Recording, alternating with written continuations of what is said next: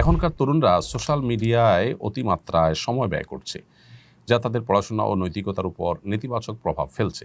একজন অভিভাবক হিসাবে আমি কিভাবে তাদের সঠিক পথে পরিচালিত করতে পারি? অভিভাবক হিসাবে আমাদের নিজেদের মোবাইল ফোনের অতিরিক্ত ব্যবহার বন্ধ করতে হবে এবং নিজেরা বাচ্চাদেরকে প্রচুর পরিমাণ সময় দিতে হবে। মোবাইল ইত্যাদি থেকে দূরে থেকে তাদেরকে সময় দিলে ইনশাআল্লাহ তার একটা সুফল আমরা পাবো। দ্বিতীয়ত, অভিভাবক হিসাবে আমরা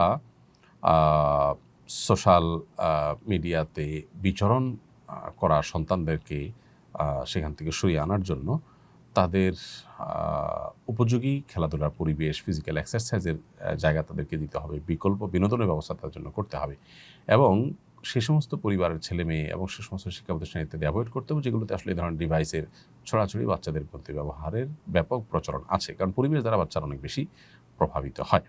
তারপরও আজকে চতুর্দিকে মানুষ যেভাবে আক্রান্ত এই রোগে, সেখানে আসলে শুধু কিছু পরিবারের সাথে মেশা বন্ধ করে দিলে সন্তানরা যে একেবারে নিরাপদ হিসাবে তা নয়, জন্য এক্সট্রা আরও বিভিন্ন রকমের অ্যাক্টিভিটিস চালাতে হবে।